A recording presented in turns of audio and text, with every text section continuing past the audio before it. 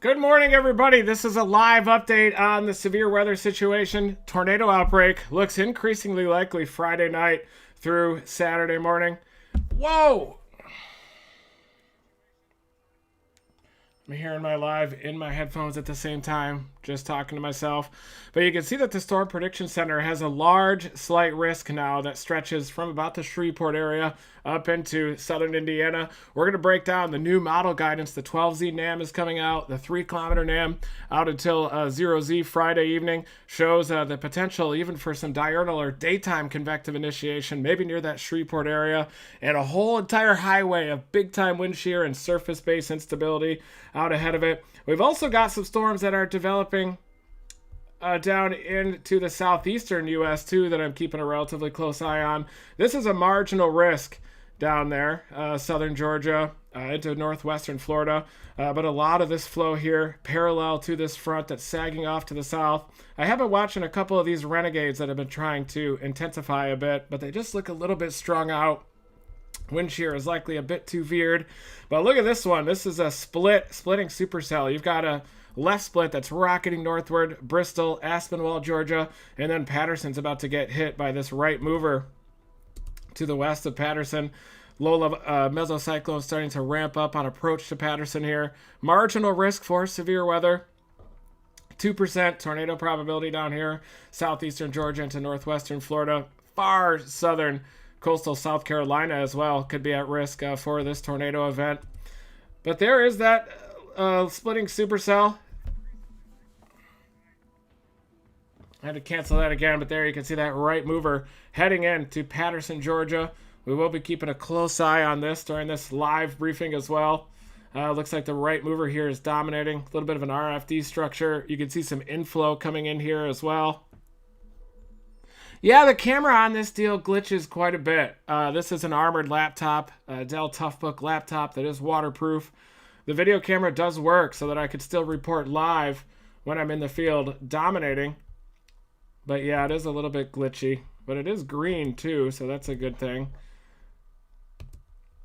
This is the radar, but really all eyes are on Friday night for that outbreak potential. Eastern Texas all the way up through central Illinois. I'm going to be bringing the gravitron sensors as well. This is a high-resolution microbarometer, the highest resolution microbarometer out there, very practical as well, so that you can mount these on the side of a telephone pole if need be, or we could mount these on a tree or a structure out ahead of the tornado. If the tornado takes out that structure, I'll be able to recover this afterward and pull off that data. But it's that pressure fall with the tornado that drives the winds around it, and it also sends out gravity waves. Basically, the heartbeat or asymmetries of a tornado will send out these pressure waves out that behave basically like the heart rate of a tornado, and we're also trying to measure those with the gravitron network, so that'll be exciting. I'm going to bring 8 of those out in the field coming up on Friday. I'm going to be leaving on Thursday, tomorrow afternoon. I'll be leaving, heading out to the target area. So let's take a look at the NAM here now. Let me zoom out to this national view and show you the shape of this trough. The shape of the parent trough that's ejecting is very important whenever you're forecasting severe weather. This is the new NAM too, 12Z models that are out right now. So here is the 3-kilometer NAM. Let me bring down that background music a bit. Thank you, everybody. I had the background audio of that gravitron deployment going in the background of my last live. So here you can see this parent trough diving south, a lot of flow on its backside in California, and then you've got this cutoff system off of Baja that's going to eject out ahead of this trough and give it a little bit of a positive tilt, but it's not your normal positive tilt that will usually preclude a severe weather event. This one's a little bit different, and all these systems are different, but you have the parent vortex diving to the south, and that upper level system that was off Baja is now ejecting across the southern plains, acting to widen this strongly sheared warm sector and give this system a bit of a positive tilt on ejection Friday evening. And this is at 21Z, so a big trough downstream, 70, 80 knots right here. Look at this jet streak over spreading that warm sector, parent vort back behind it. It is going to bring a lot of snow to the Colorado Rockies, 1 to 2 feet there, Summit County west, The front range isn't going to get as much snow. Synoptic snow, southeastern Wyoming, northeastern Colorado, across northern Nebraska, northwestern Iowa, and then across central and northern Wisconsin and northern Michigan could get that stripe of several inches of snow. But the severe weather is going to be the focus for this one. And watch this low-level jet ramp up downstream. If this were during the spring and you'd have moisture all the way up tight to this 850 low, you'd be talking about a mega outbreak of tornadoes here. We'd probably be targeting the northern mode, northeastern Missouri, up into eastern Iowa, out ahead of that 850 low there. But we're going to be targeting this southern belt of shear, right down here, northwestern Louisiana into eastern Arkansas. And you can see some decent instability as well. More so on the 3-kilometer NAM. So this is the regular NAM, showing most of that instability down near the I-20 corridor at 21Z. Then you go to 0Z. It's moving up across eastern Arkansas. Any of the gray and blue here, that's all surface-based instability, strongly sheared as well. And then you go to about 9 p.m. Central Standard Time, and that surface-based instability ejects all the way up to southern Illinois, southern Indiana. And when you look at the 3-kilometer NAM, notice how it has more robust instability in there. Deeper dew points, 70s dew points down here in eastern Texas. It actually has better instability than the regular NAM is showing. Let's drill in a little bit closer. Some of the negatives that have been called out with this system, the positive tilt, flow largely parallel to that front, but that front is not going to be advancing. It's basically going to stall out on the western edge of this instability axis, and you're going to have round after round of tornadic supercells moving right up this corridor. Basically a highway there, a very strong wind shear. Look at the low-level storm relative helicity. The red there, 300 plus, the orange, 250 plus, all the way back to those initiating storms. And the 3-kilometer NAM is already starting to show some bubblers at 0Z down there, showing you the first signs of that outbreak beginning down into northwestern Louisiana near the I-20 corridor. And those are going to track within this highway here across northern Mississippi, eastern Arkansas, western Tennessee, western Kentucky, eventually up into southern Illinois, southern Indiana there. And you could click some of these soundings. Look at that sounding. Let me take my head out of it here really quick. That's a very favorable sounding, and you got a lot of this dry air here in the middle levels of the atmosphere that are helping to steepen those lapse rates. The hodograph, though, very favorable hodograph. If you see this strongly curved hodograph like this, relatively back to low-level jet, your surface winds at about 15 knots out of the due south, creating about 40 knots of shear. Your upper level winds sufficiently veered to get this basically east-northeasterly rapid storm motion in excess of 40 knots. And this area carved out inside of the hodograph curve, proportional to storm relative helicity that's available to that storm to be stretched into the vertical to produce tornadoes. You can see the wind field here, due southerly wind at the surface, southwesterly just above the ground, 50 to 70 knots. And above that, west-southwesterly aloft, 80 to 90 knots up there. So this is that highway, and you can see it especially with the 0 to 1 kilometer EHIs. This is a composite index that factors in surface-based instability as well as storm relative shear. And look at that highway, a favorable streamwise vorticity going all the way up in toward the Missouri boot heel. Anything that forms within this corridor is going to move rapidly from eastern Texas all the way through northwestern Louisiana, southern, southeastern Arkansas, up through the Memphis area into western Kentucky, southern Illinois. Favorable soundings for tornado production, long track tornadoes throughout this corridor. And the front's still back here. So the front's not advancing. You're just going to have these prefrontal confluence lines developing across eastern Texas, racing off to the northeast across the warm sector. The short-range models are not picking up exactly where these prefrontal confluence lines are going to be, but look at the main parent front all the way back into Oklahoma, moving through Oklahoma City. By the time my storm chase mode is about to begin, I'll probably be near the Pine Bluff area, southeastern Arkansas. Maybe I'll work the I-20 corridor and try to get some of those daytime storms that are able to develop across eastern Texas. The 18Z and 0Z models tonight are going to be interesting with these convective allowing models, because then we're going to start to peer into the overnight hours and see how these storms are going to evolve. I do think there's going to be a band of renegade supercells developing across northwestern Louisiana that are going to rocket northeastward You've got the hint of some bubblers across southeastern Arkansas. Probably another mode up here in northeastern Arkansas that could develop a hint of a prefrontal confluence line there, moving toward that northern mode. Picking up on some of these other soundings. Let's just cherry pick some of these soundings throughout. We'll start off in the Missouri boot heel near the Caruthersville area. Look at that sounding. Massively curved topograph. You see soundings like this up and down the warm sector. There is a capping inversion that does try to prevent storms from developing during the daylight hours, but once they get going in the overnight Friday night, they're going to start taking in this streamwise vorticity, stretching it into the vertical, producing tornadoes.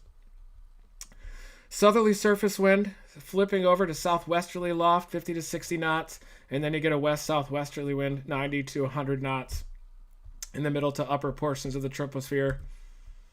But there's that slug of surface-based instability extending all the way up into the Missouri boot heel here.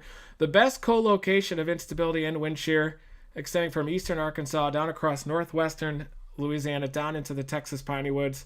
And even those soundings down south of the I-20 corridor, very favorable for tornado potential. And no capping inversion down there as well. Look at that cap. And look at that dry air. I knew that was going to happen with that cutoff system moving through northern Mexico, picking up that dry air, or an elevated mixed layer, as we call it. This green line here is dew point. So this dry slug of air in the mid-levels of the atmosphere helps to steepen the rate at which the temperature, the red line here, decreases with height. Getting more and more cape. You can see the deep moisture as well down in this area. Good directional shear extending all the way down through eastern Texas. So I think that these storms will develop first within this Cape bullseye and move rapidly northeastward. Magnolia, El Dorado, those areas, southeastern Arkansas, then up eventually toward Memphis. And watch how far northeast that surface-based instability stretches. Notice also how the 3-kilometer NAM seems to be painting a lot greater cape than the regular NAM. So we're probably actually going to extend that even further northeast than is indicated, that instability axis. But basically the gray shows you the northward extent of that instability, that surface-based instability there. Basically that gray that penetrates all the way up into southern Illinois by 0Z. Look at 3Z. Even further northward, southern Illinois, southwestern Indiana, and then you go to midnight, and that instability rockets all the way up to the Indianapolis area. Anywhere south of Indianapolis will have potential of tornadic supercells moving southwest to northeast through this corridor of instability. Southern Arkansas, eastern Arkansas, western Tennessee, up into southern Indiana.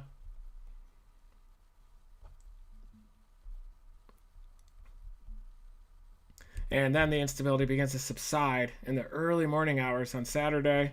And I think in the southeast, there's going to be one of those skinny squall lines evolving, probably with tornado warnings as you wake up on Saturday morning. Tornado warnings, central Tennessee down into northwestern Alabama, northern Mississippi. I could definitely see some tornado warnings within that skinny squall line. But it looks like a wedge of stable, relatively stable air and cloud cover is going to be present to the east of the Appalachians. That could preclude a severe weather event there, but you could still see this surface-based instability nosing into the upstate of South Carolina. That could be associated with some tornado potential extending down through Atlanta as well. Some better moisture there. Storm relative helicity. Pretty favorable storm relative helicity here across upstate South Carolina, back through the Atlanta area, but the very tail end of that shear Saturday morning into early afternoon. Still could get some tornado potential here into the upstate South Carolina. And then as you extend into Saturday afternoon, central South Carolina and the Carolina Piedmont could be quite active. That's all storm relative helicity, but largely capped above some shallow stable air at the surface, at least according to the NAM, showing some pretty stable air there at the low levels. So I'm thinking that the confidence is increasing in a tornado outbreak. And as we go through the evening hours and those convective allowing models, the 3-kilometer NAM, once they get a better handle on this severe weather event, I think you're going to see increases in the Cape available to these storms. But on Friday, the shape of this trough, in general, it kind of looks like you have this positive tilt, but mainly the reason it looks like that is because of this ejection of that cutoff system off of Baja California. And really that acts to widen this warm sector and widen that corridor of prime conditions for tornadoes out ahead of it. They're probably going to first develop in East Texas, northwestern Louisiana, band after band, round after round of tornadic supercells moving northeast through that highway of streamwise low-level vorticity and surface-based instability. But you can see this large area. It's December, so in May, if this event were happening, you'd see reds all over this map, bright colors. Everybody'd be going nuts. It'd be lit up like a Christmas tree. But because it's December, it's more of a low instability, high shear case, and most of your red, bright red colors are going to be in this storm relative helicity, and they really blow up after dark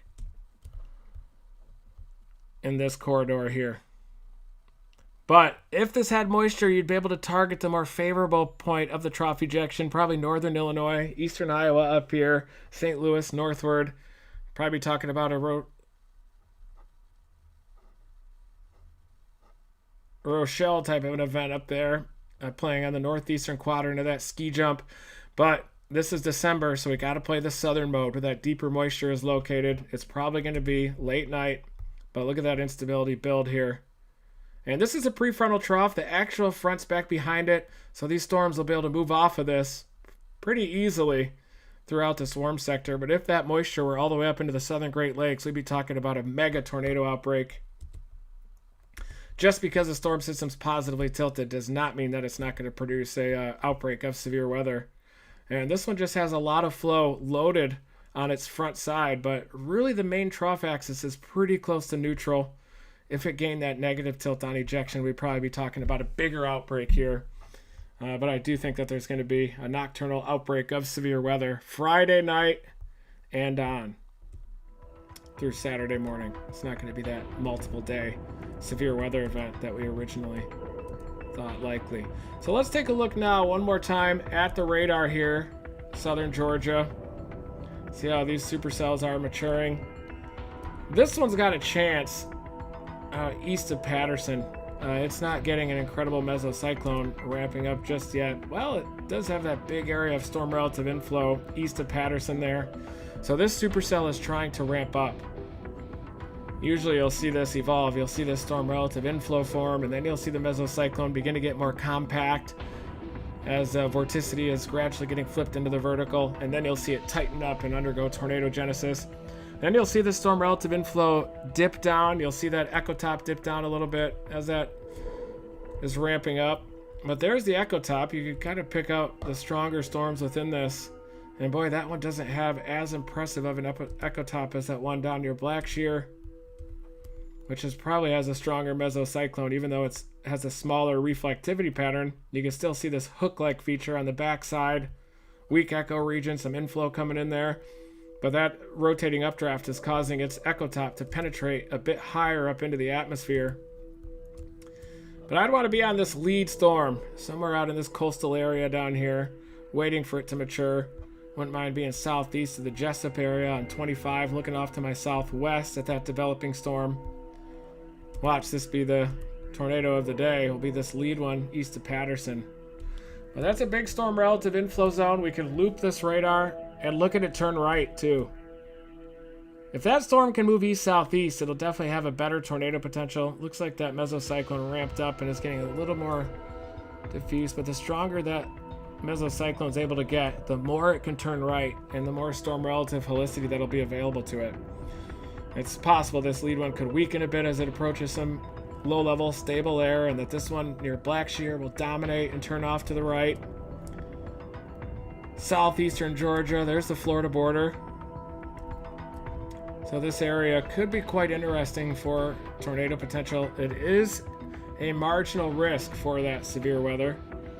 So I can take a look at the environment here that this is nested within if you like as well.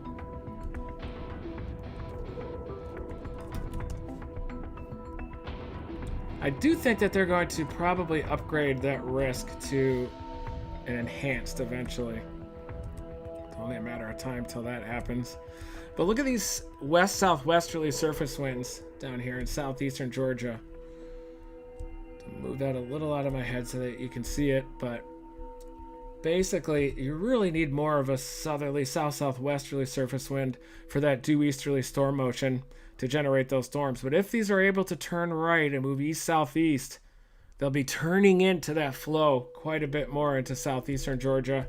And then I do think that there is a better chance of tornadoes. Instability is not an issue at all. 1500 Cape advecting in. That lead storm could move into a little bit of low-level stable air and dissipate, but then the one back behind it will have just enough instability to move into that zone and potentially produce tornadoes. Let's take a look at storm relative helicity is marginal. Less than 100, 0 to 1 kilometer SRH. But there is plenty of bulk shear, about 40 knots of bulk shear down here, so that is supportive of supercell storms. Just not a ton of low-level shear available to these storms today.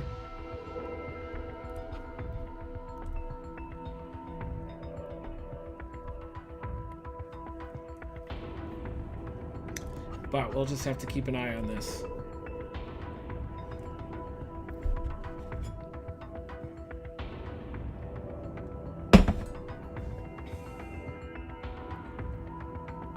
Thank you, everybody, for joining me for this live weather report. I do think that this is going to be a pretty substantial event. Right now, we've got this slight risk out by the Storm Prediction Center. I do think that portions of this outlook are going to be upgraded to an enhanced risk as we get a little bit closer to Friday night. I'm going to be heading out there tomorrow night to activate live storm chase mode throughout this entire event. Thank you, everybody, for tuning in to my weather report live here